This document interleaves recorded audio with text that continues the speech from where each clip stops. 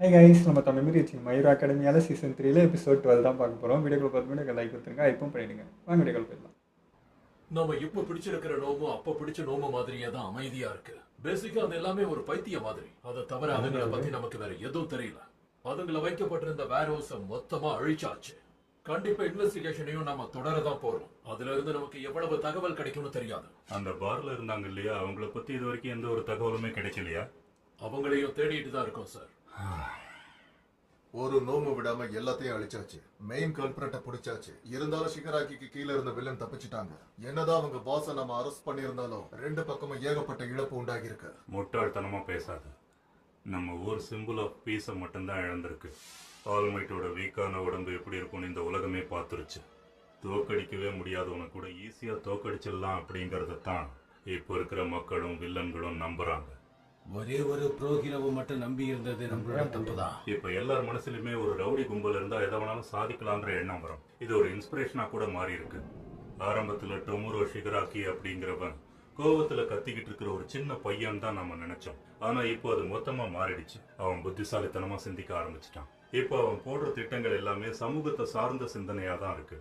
அவனோட மூளையும் கொஞ்சம் கொஞ்சமா வளர ஆரம்பிச்சிடுச்சு. எப்போன்னு பார்த்து ஆல்மைட்டும் இல்லாத ஒரு சூழ்நிலை உருவாகி இருக்கிறதுனால சிச்சுவேஷன் வேற மாதிரி போயிட்டு ஒவ்வொரு தோல்விக்கு பிறகு அந்த லீக் வலுவடைஞ்சிட்டே போயிட்டு இருக்கு. இப்போ ஷிகராக்கியால தன்னோட இன்ஃபுளுயன்ஸ் அதிக அளவுல அப்போ இது எல்லாமே அந்த லீகுடைய திட்டம் தான் சொல்ல வரீங்களா? இது கேட்கறதுக்கு வேணா அப்படி இருக்கலாம். எனக்கும் முழுசா தெரியல. இப்போதைக்கு என்னால ஒரு விஷயத்த தெளிவா சொல்ல முடியும். என்ன ஆனாலும் சரி, அந்த லீகை நாம பிடிச்சே ஆகணும். ஒரு பேக்கப்பா செயல்படுறதை தவிர்த்துட்டு போலீஸுங்கிற முறையில அவங்களை பிடிக்கிறதுல கவனம் செலுத்தணும். சில மாற்றங்களை உருவாக்க வேண்டிய நேரம் வந்துருச்சு. என்னோட வலது இழந்த பக்கம் இப்ப எல்லாருக்குமே தெரிஞ்சிருச்சு. சிம்பிள் ஆஃப் பீஸ்ங்கிற ஒருத்தன் அழிஞ்சிட்டான்னு வச்சுக்கோங்க. ஆனாலும் நான் அப்படியே சும்மா உட்காந்துட மாட்டேன், ஏதாவது பண்ணுவேன். டோமுரோ ஷிகராக்கி ஷிமுராவுடைய பேருங்கிறது உண்மைதானே?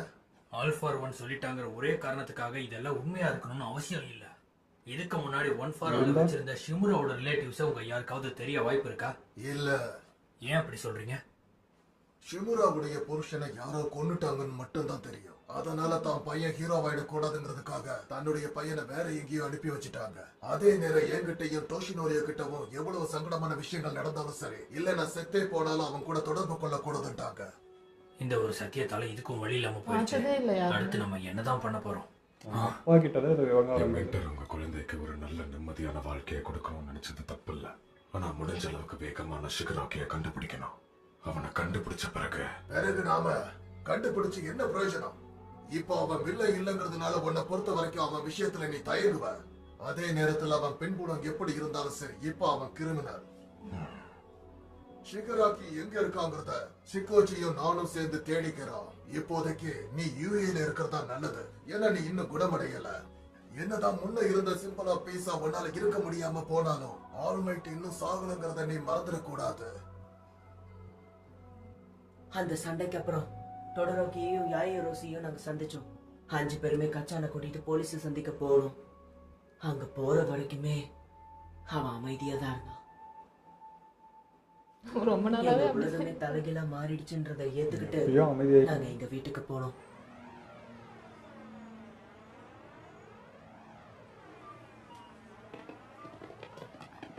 அப்படி இன்னும் போறாரு அது தெரியல. பயந்தே போயிட்டேன். நீ அம்மாவை பார்க்க போனதுக்கு அப்புறம் எந்த மெசேஜும் நீ எனக்கு அனுப்பல. நான் வேற என்ன நினைக்கிறது சொல்லு. என்ன தயவு செஞ்சு மன்னிச்சிருக்கா? அப்பாவா என்னன்னு தெரியல. அவர் வீட்டுக்கு வந்ததுல இருந்து இப்படிதான் இருக்காரு. நீ வேணா போய் சொல்லிட்டு வா. இதுக்கு மேல ஆல்மைட்டால நம்பர் 1 இருக்க முடியாதுன்னா அப்போ அந்த இடத்துக்கு அடுத்ததா வரப்போறது கண்டிப்பா என்னோட அப்பாவா தான் இருக்கணும். ஆனா இப்படி வர்றத அவர் ஏத்துக்க மாட்டாரு. அவரா வரணும்னு நினைச்சாரு. என்னால இதை ஏத்துக்க முடியல. நிச்சயமா அந்த பதவியை நானா ஜெயிச்சிருக்கணுமே தவிர எனக்கு அது கிடைச்சிருக்க கூடாது. ஹாய் செல்லம். ஆல்மைட் இவ்வளவு கஷ்டப்பட்டுக்கிட்டு இருக்கிறது என்னால ஏத்துக்கவே முடியல. நீயும் கஷ்டப்படுறதா, ஆனா வீட்டுக்கு வந்துட்டு அதுவே எனக்கு போதும். ஆமா,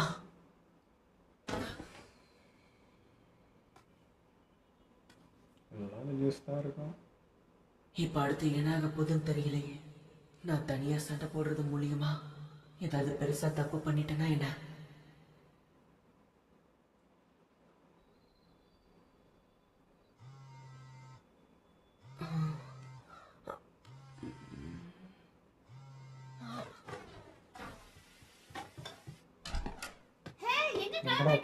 என்னடா படம்?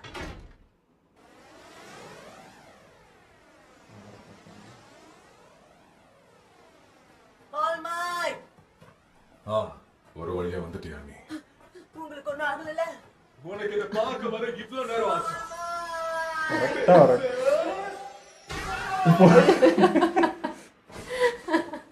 நீ எனக்கு நான் கூட ஏதோ ஹக் பண்ண வராங்க. உன்னால அதை காப்பாற்ற முடியாம போயிடுச்சுல. ஒருவேளை உங்களுக்கு அடிபட்டிருந்தா என்ன ஆயிருக்கும் சொல்ல. நிச்சயமா அது தப்பான உதாரணமா தான் போயிருக்கும். இல்லை அதானே சார் பண்ணி மீடியா இங்க பாரு. ஆபீஷியலா நான் இன்னையோட ரிட்டையர் ஆயிட்டேன். இதுக்கு மேல என் உடம்பு சண்டைக்கு ஒத்துழைக்குமா நிச்சயமா தெரியல. ஒரு வேற ஒன் ஃபார் ஆல் ஒரு குச்சிக்கே ஒரு blood போகுது. அதே போல கொஞ்ச நேரத்துக்கு பிறகு என் தசைகள் இயல்பு நிலைக்கு வந்துருது. நீ ஏதாவது ஆபத்துல மாட்டிக்கிட்டா என்னால உன்னை காப்பாற்ற முடியாது. ஆனா நான் என்ன சொன்னாலும் கேட்காம நீயே போய் மத்தவங்களை காப்பாத்துறன்னு ஒரு துன்பத்துல மாட்டிக்கிற. ஏதோ இந்த நேரம் மட்டும் தப்பிச்சு வந்துட்டு குரு மாதிரி தானே சிஷ்யனா இருப்பான். உன்னோட ஃப்ரெண்டுக்காக போய் எந்த பிரச்சனையும் இல்லாம திரும்பி வந்ததை நினைச்சா எனக்கு ரொம்ப பெருமையா இருக்கு. இனிமே நான் உனக்கு ட்ரைனிங் கொடுக்கறத மட்டும் தான் வேலையா வச்சுக்க போறேன். இதே போல ஒன்னா இருந்த உன்னை முழுசா மாத்த வேண்டியது என்னோட பொறுப்பு. ரொம்ப நன்றி. இதை தவிர வேற எதுவுமே எனக்கு சந்தோஷம் இல்ல. ட்ரைனிங் இன்னும் அழுவடா. எத்தனை முறை உன்கிட்ட சொல்லிருக்கேன். நீ சிரிச்சா மட்டும் தான் எனக்கு எப்பவும் சந்தோஷமா இருக்கும். இந்த ராத்திரியில மிகப்பெரிய வலி என் மனசுல ஏற்பட்டது. அந்த வலியை என்ன ஓங்கி அடிச்சப்பதான் ஒரு விஷயம் எனக்கு புரிஞ்சுது. ஆல்மைட் டாப் ஹீரோவா இருந்தாரு, ஆனா அது இப்ப முடிவுக்கு வந்துருச்சு. நிஜமாவே ஓங்கி தான் அடிச்சாரு. இவருக்கு என்ன ஆச்சுன்னே தெரியல. ரொம்ப நன்றி ஆல்மைட். உங்களுக்கு என்ன ஆனாலும் பரவாயில்லைன்னு உங்க உயிரை பணையம் வச்சு எத்தனை வருஷமா நீங்க நிறைய உயிரை பாதுகாத்திருக்கீங்க. ஒரு குடிமகனா, ஒரு ஹீரோவா, ஒரு பிரின்சிபலா உங்களுக்கு எவ்வளவு கடமைப்பட்டிருக்கேன்னு என்னால வார்த்தையால சொல்ல முடியல. இருந்தாலும் எல்லா சம்பவங்களையும் வச்சு நீங்க யூஏல ஹீரோவா இருக்கக்கூடாதுன்னு மக்கள் எல்லாரும் சொல்லிக்கிட்டு இருக்காங்க. நீங்க இங்க சேர்ந்த பிறகுதான் பல பிரச்சனைகள் ஆரம்பிச்சதுன்னு சிலர் சொல்லிக்கிட்டு இருக்காங்க. இனிமே உங்களால பாதுகாக்க முடியாதுன்றதுனால பசங்க நிலைமை மோசமா போகிறதுக்கு கூட வாய்ப்பு இருக்குன்னு சொல்றாங்க. உண்மையாவே இது ஒரு மோசமான சூழ்நிலை. ஆனா அதே சமயம் மக்களுடைய மனசை மாத்துறதுக்கு என்னென்ன பண்ணணும்ன்றதை எனக்கு நல்லாவே தெரியும். நம்ம ஹீரோஸ் மேல மக்களுக்கு இருக்க கொஞ்சம் நம்பிக்கையை அதிகப்படுத்தினாலே போதும். நமக்கு இருக்க ஆபத்துக்கள்லாம் ஒரு பக்கம் இருந்தாலும் இதுக்கு முன்னாடி இருந்ததை விட நம்ம அதிகமான பாதுகாப்போட அவங்க எல்லாருக்கும் ட்ரைனிங் கொடுக்கணும். அதுக்காக தான் இவ்வளவு நாள் என் மனசுக்குள்ள இருந்த திட்டத்தை செயல்படுத்தலாம்னு இருக்கேன். ஸ்டூடெண்ட்ஸ் உடைய குடும்பத்தை கன்வின்ஸ் பண்ண வேண்டியது உங்களுடைய பொறுப்பு. இதை கேட்கும்போது எனக்கு ஏதோ ஆட்டிடியூடோட பேசுற மாதிரி இருக்கு. என்னதான் நீங்க இதுக்கப்புறம் அதிக பாதுகாப்பு கொடுக்கறேன்னு சொன்னாலும், ஆபத்துகள் வராம பாத்துக்கிறேன்னு சொன்னாலும், என் பொண்ணுக்கு அடிபட்டது என்னமோ உண்மைதானே? நீங்க சொல்றது 100% உண்மை ஜீரோ. ஆனா நிச்சயமா சொல்றேன், யூஏவோட மரியாதையை காப்பாத்துறதுக்காக நாங்க இங்க வரல. நாங்க பண்றது நியாயம்னு எங்களுக்கு தோணுச்சு. அதனாலதான் நாங்க இங்க வந்திருக்கோம். கியோகாவோட வாத்தியாரா இருக்கிற வாய்ப்பை நீங்க வழங்குவீங்கன்னு நான் நம்புறேன். நிச்சயமா அவர் இந்த உலகமே போற்றும்படியான ஹீரோவா மாத்திர வேலையை யூஏ பார்த்துக்கும். அப்படிப்பட்ட மனுஷங்க நீங்க இவ்வளவு ஃபார்மலா பேச வேண்டிய அவசியம் இல்ல சார். மெயில நோட்டீஸ பார்த்த உடனே நாங்க என்ன பண்றதுன்றத டிசைட் பண்ணிட்டோம் சார். ஆல்மைட்டோட சண்டை அப்ப இவர் அவரை பார்த்துட்டு தான் இருந்தாரு. இப்படி ஒரு மகாவீரன் தான் என் பொண்ணுக்கு ட்ரைனிங் கொடுத்திருக்காருங்கிறத நினைக்கும் போது சொல்ல வார்த்தைகளே இல்ல. அத சொல்லும் போதே அவர் அழுதாரு தெரியுமா? இதெல்லாம் உன்னை கேட்டாங்களா? நானே ஒரு ஸ்ட்ரிக்டான அப்பாவா இருக்கணும்னு முயற்சி அமைதியா பண்ணிட்டு இருப்பா. இது எவ்வளவு தூரம் ஒர்க் அவுட் ஆகும்னு எனக்கு சுத்தமா தெரியல. நல்ல ஃபேமிலி. அவங்க அப்பா அம்மா இன்னும் நம்ம கிட்ட மோசமா தான் பேசுவாங்கன்னு தான் நான் எதிர்பார்த்தேன். நம்ம 2 பேரும் போறதுக்கு முன்னாடி பாருக்கு போயிட்டு போலாமா? எனக்கு அதெல்லாம் வேண்டாம். ஏன்னா நான் உன்ன மாதிரி இல்ல. எனக்கு அந்த மாதிரி எதுவும் தேவையில்ல. ஏன்னா நம்ம அடுத்து சந்திக்க போற குடும்பம் கொஞ்சம் மாறுபட்டதனமா இருக்கும். தயவு செஞ்சு இவரை இன்னும் கொஞ்ச நேரம் பார்த்துக்கோங்க. இப்ப எதுக்கு தேவையில்லாம நீங்க என் மேல கை வைக்கிறீங்க? நீ கொஞ்சம் பொறுமையா இரு. அம்மாவும் இப்படிதானா? பிரச்சனை பார்த்துட்டு வந்துட்டாங்க. இங்க பாருங்க, நீங்க 2 பேரும் தயவு செஞ்சு சண்டை போடாதீங்க. லைனா சாந்தமாதாங்கிறாரு. நீங்க வாயை மூடுங்க. தேவையில்லாம பேசாதீங்க. அம்மா கணம் தான் வந்து ஐயா, மொத்த குடும்பமும் இப்படிதான் போல இருக்கேன். பிரச்சனையுமே இல்லையா? அந்த டாக் தானே, எங்களுக்கு அதுல பிரச்சனையே இல்ல. பிறந்ததுல இருந்து இப்ப கொஞ்சம் புத்திசாலி தான். அதுவும் இல்லாம அந்த பவர் இவனுக்கு ரொம்பவே சாதகமா அமைஞ்சிருக்கா. அது மட்டும் இல்லாம இப்ப சின்ன வயசுல இருந்து நிறைய பேரோட கவனத்தை இழுத்திருக்கா. அதனாலதான் அவன் இப்ப இப்படி வந்து நின்னுட்டு இருக்கான். நீங்க பிரஸ் கான்ஃபரன்ஸ்ல சொன்னது இதனாலதான் எனக்கு பிடிச்சிருந்தது. ஹீரோ ஆகணுங்கிறதுக்காக இங்க இருக்கிறவங்களை விட அதிகமாவே அவன் முயற்சி பண்ணிக்கிட்டு இருக்கான். அதனால அந்த வில்லன்களால இவன் மனநிலையை மாற்றவே முடியாது. அவன் பாதையில இருந்து மாற மாட்டாங்கிறதுக்கு நான் உங்களுக்கு கேரண்டி கொடுக்குறேன். அதுக்காக தான் இந்த ஸ்கூல் இவனை இவ்வளவு நல்லா கவனிச்சுக்குதுன்னு எனக்கு புரிஞ்சுது.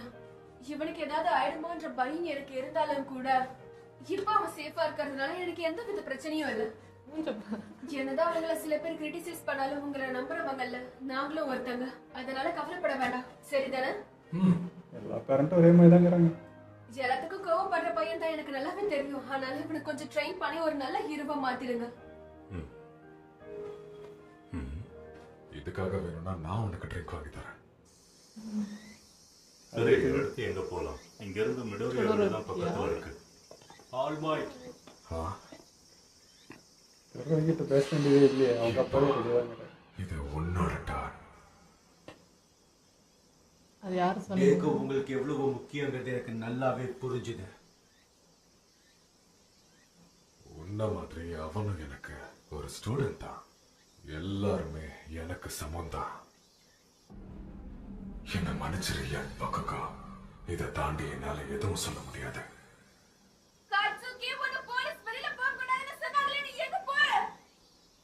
புரியுது. சொல்லணும்னு விருப்பம் இல்லைன்னா சொல்ல வேண்டாம். ரொம்ப நன்றி. அழகிருவான். நம்மளுக்கு டென்ஷன் ஆகுது. உன்னால தனியா போய் பேசிட்டு வர முடியும்னு நினைக்கிறியா?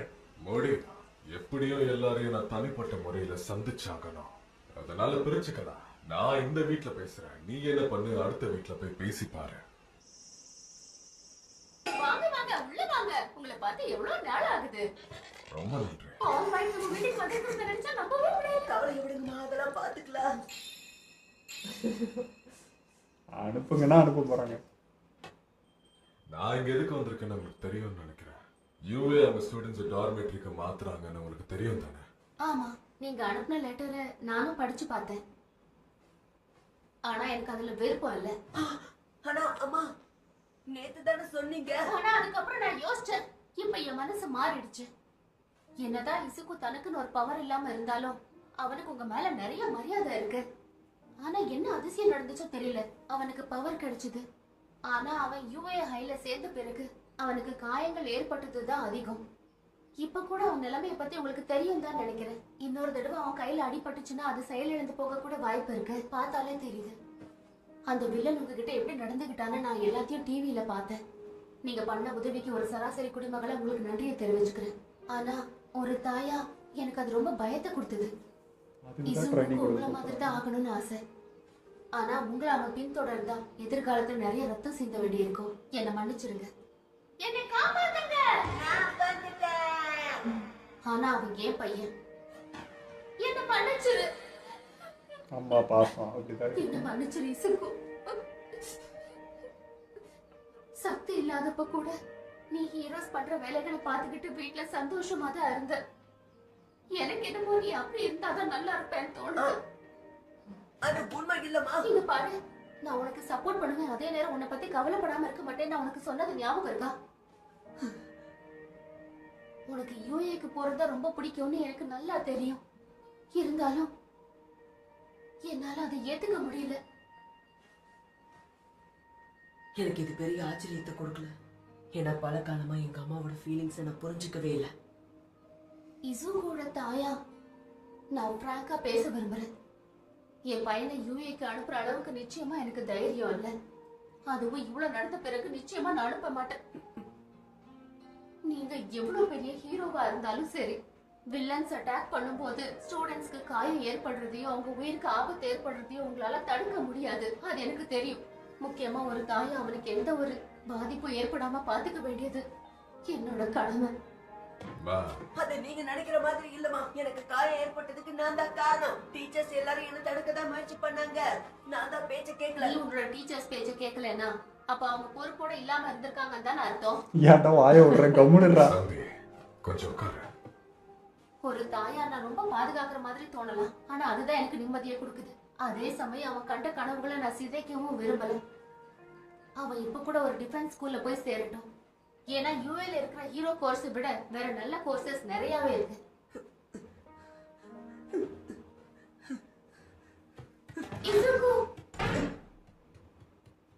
இத நிச்சயம் மனசை உடைச்சிருக்கும்.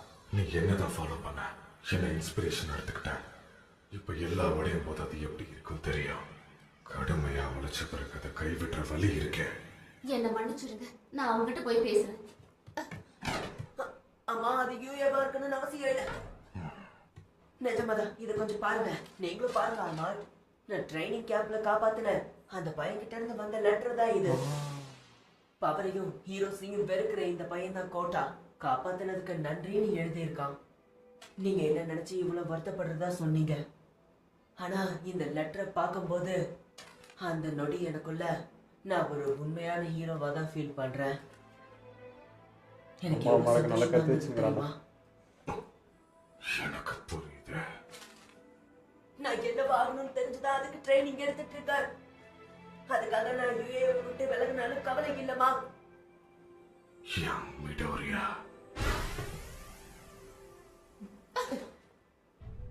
என்ன பெரிய ஹீரோ ஆகணும்னு நினைக்கிற ஒரு சாதாரண பையன் கிடையாது. நீ மிகப்பெரிய ஹீரோ ஆகிறதுக்கு எல்லா தகுதியும் இருக்கிறவ. ஆனா ஒரு டீச்சரா உன் பக்கத்துல இருக்கணும்னு நினைக்கிறேன். இதுவரைக்கும் நடந்தது எல்லாத்தையும் மறந்துட்டேன். கடைசியா எனக்கு ஒரு வாய்ப்பு கொடுங்க. எனக்கு அடுத்ததா என் இடத்த மட்டும்தான் இருக்கு. அது என்னன்னா, இவன் தான் இந்த உலகத்தோட அடுத்த சிம்பிள் ஆஃப் பீஸா இருக்கணும்னு ஆசைப்படுறேன்.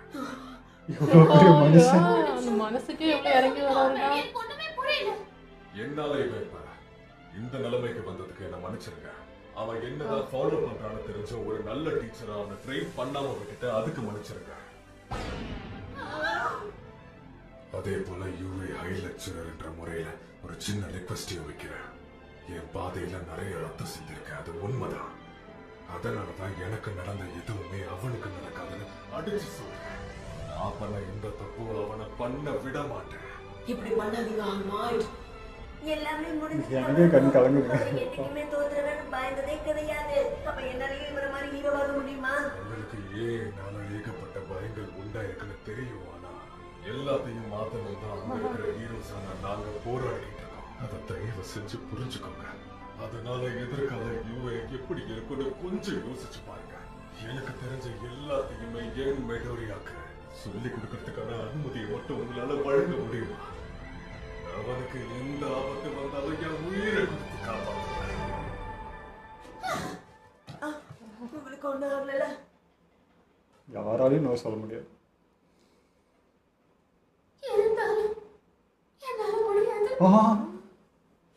இசுகோடைய ஹீரோனா அது நீங்க மட்டும்தான்.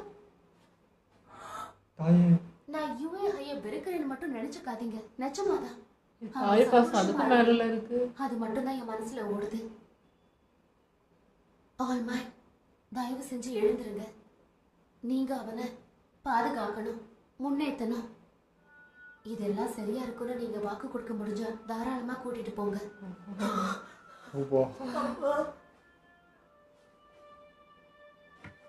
கண்டிப்பா நான் வாக்கு தரேன்.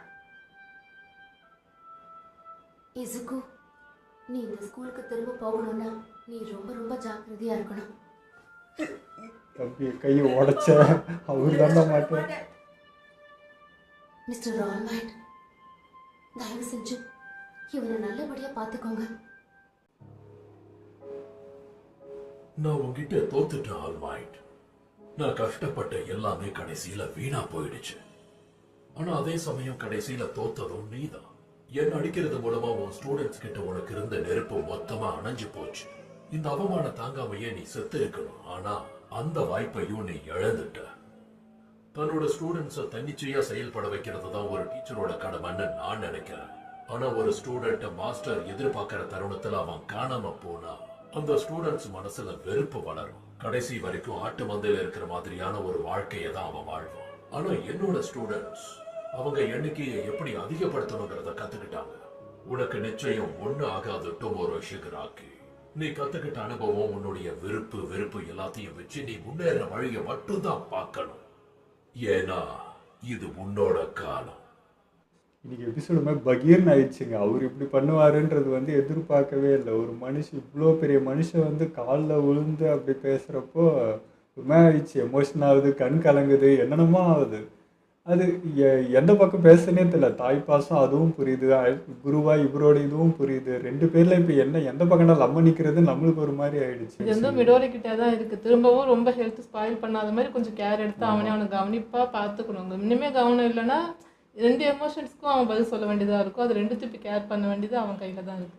அதுவும் அவன் சொல்கிற மாதிரி எல்லாருமே அவனை தடுத்துந்தாங்கிறாங்க. பட் அதையும் மீறி அவன் செய்கிறான்றப்போ அதுவும் அம்மா கரெக்டாக தான் கேள்வி வேணும். அப்போ அந்த அளவுக்கு கூட குரு ஒன்று ஸ்ட்ரிக்டை ஃபாலோ பண்ணலான்னு அர்த்தம் அப்படின்னு அவங்க பாயிண்டாக பேசுகிறாங்க. என்ன சொல்கிறதுனே தெரியல. அப்போ அவன் கையில் தான் இருக்குது, அந்த கண்ட்ரோல் இருக்கணுன்றது தான் அது. ஆனால் சுச்சுவேஷன் அப்படி அமைய மாட்டேங்குது. அவ்வளோ பெரிய ஆள் வரான், இந்த ஒரு சின்ன பையனை காப்பாற்றணும் அப்படின்றப்ப அந்த எக்ஸ்ட்ரீம் போகிற இதுதான் நிலமை தான் வந்து நிற்குது. அது நம்ம கையிலே இல்லை, அது குரு கையிலேயே இவன் கையிலேயே எதுவுமே இல்லை. பண்ணுற சமம் அப்படிங்குது. இது எப்படி கன்வின்ஸ் பண்ணுறோன்னு தெரியல. ஆனால் இதுக்கு மேலே அவன் அடிபட்டு எது வந்தாலுமே 2 பேருமே பதில் சொல்கிற மாதிரி இருக்கும் அம்மா கிட்ட. அதையும் அவன் பார்த்துக்கணும். முக்கியமாக ட்ரைனிங் எடுக்கிறது தான். இதுக்கு முன்னாடி அவருக்கு வந்து நிறைய வேலைகள் இருந்துச்சு, அதை தவிர்த்துட்டு இவனுக்கு ட்ரைனிங் கொடுக்கறது தான் இவ்வளோ சிரமமாக இருந்துச்சு. இப்போ அவர் ரெஸ்ட்டும் எடுக்கிறாரு. இப்போ முழு நேரம் அவனுக்கு ட்ரைனிங் கொடுக்குறப்போ மேபி இது பெட்டராக இருக்கும், இனிமேல் இப்படி ஆகாமல் தடுக்கலான்ற மாதிரி ஒரு ஃபீல் இருக்குது. அது பார்க்கலாம். ஆனால் ஆல்பர்ட் வந்து ரிட்டையர் ஆவார் நான் எதிர்பார்க்கவே இல்லை. நான் இன்னுமே வந்து சரி இவ்வளோ அடி வாங்கிட்டாரு, டேமேஜ் ஆயிடுச்சு தான், பட் திரும்ப சரியாயிட்டு வருவான்ற மைண்ட் செட்டில் தான் நான் பார்த்தேன். இந்த ஆங்கிள் நான் பார்க்கவே இல்லை. இவர் ரிட்டையர் ஆகிடுவார், இனிமேல் சண்டையே போட முடியாது அப்படின்னு சொல்லிட்டு எதிர்பார்க்காத ஒன்று தான். இல்லை, இதுக்கு முன்னாடி பார்த்தீங்கன்னா அட்லீஸ்ட் ஒரு 3 ஹவர்ஸ் இருந்துச்சு, அது குறைஞ்சிட்டே வந்தது அந்த டைமு. இப்போ நான் எப்படி நினச்சின்னா அட்லீஸ்ட் ஒரு 1/2 மணி நேரம் இல்லை 10 நிமிஷம் அப்படி ஏதாவது இருக்குன்னு பார்த்தா இல்லை, டக்குன்னு போயிடுது. அது ஒரு ஃப்ராக்ஷன் ஆஃப் செகண்ட்ஸ் தான் இருக்கே அவர் பவர்ன்றப்போ இப்போ சுத்தமாக முடியாது. இல்லை போய் என்ன பண்ணுறது. ஸோ ஒரு ரெஸ்ட் எடுக்கிற நிலமை தான். பட் இது வந்து எல்லா வில்லன்ஸ்க்கும் எல்லாருக்குமே பார்த்தீங்கன்னா இது அப்படியே குதூகலமாக இருக்கும். ஒரு பெரிய ஆள், ஒரு பெரிய வெற்றியோட வரைக்கும் இப்போ நம்ம போகலாம் அப்படின்ற மாதிரி அவங்களுக்கு ஒரு துள்ளல் இருக்கும். ஸோ அதை தடுக்கிறதுக்கு நம்ம சைடு இன்னும் கொஞ்சம் பவரான ஆளுங்களாம் கொஞ்சம் வருஷப்படுத்தினா தான் அது அடங்குன்ற மாதிரி தான் இருந்துச்சு. அதே மாதிரி நம்ம 2ஆக இருக்கிற டோரோக்கோட அப்பா, அவர் தெரியும் இப்போ இவர் இல்லாதனால அவருக்கு நம்பர் 1 கொடுக்குறதுனா சத்தியமாக அவர் ஏற்றுக்க மாட்டாருன்ட்டு. ஆனால் அடுத்த பொசிஷனில் அவர் தான் இருக்கார். அந்த பலத்துக்கு இப்போ இவருக்கு விட்டால் அடுத்தது பார்த்தீங்கன்னா பவர்ஃபுல்லாக நம்ம அவரை தான் பார்க்குறோம். ஸோ அவர் இருக்கிறப்போ கொஞ்சம் அந்த பயம் இருக்கும்னு நினைக்கிறோம். பார்க்கலாம் எடுத்தது. அதுவே சில மக்கள் வந்து இன்னும் அந்த ஒரு நம்பிக்கை இழக்கிறது, இல்லை ஆல்மேட்டி அவள் தான் இவரே அப்படி தானே, இல்லைன்னா அவர் சொன்ன மாதிரி இனிமேல் ரவுடிஸ் அதிகமாகிடும், கெட்டவங்க இன்க்ரீஸ் ஆகிடும், அவங்களாலே முடியும் அப்படின்ற ஒரு இடத்துக்கு வருவாங்கன்னு சொல்லும் போதெல்லாம் அப்போவும் வந்து அவங்க மக்களை வந்து நினச்சி தான் பார்க்குறாங்க. அவங்களுக்கு வந்து அந்த நம்பிக்கை திருப்பி கொடுக்கறதுக்கு நம்மளால் முடிஞ்ச எஃபர்ட் நம்ம சைடு போகணுன்னு சொல்லும்போது நமக்கே ஒரு இடத்துல கடுப்பு வருது, இந்த மக்கள் என்ன தான் பண்ணுறது அப்படின்னு சொல்லிட்டு. ஏன்னா ஒரு இடத்துல இவ்வளோ நாள் பண்ணதை மறந்துட்டு உடனே ஒரு கன்க்ளூஷன் வராங்கல்ல, உடனே ஒரு ஒரு ஆங்கிளில் பார்த்துட்டு ஒன்று டிசிஷன் பண்ணும்போது நமக்கே கொஞ்சம் கடுப்பாக இருக்குது.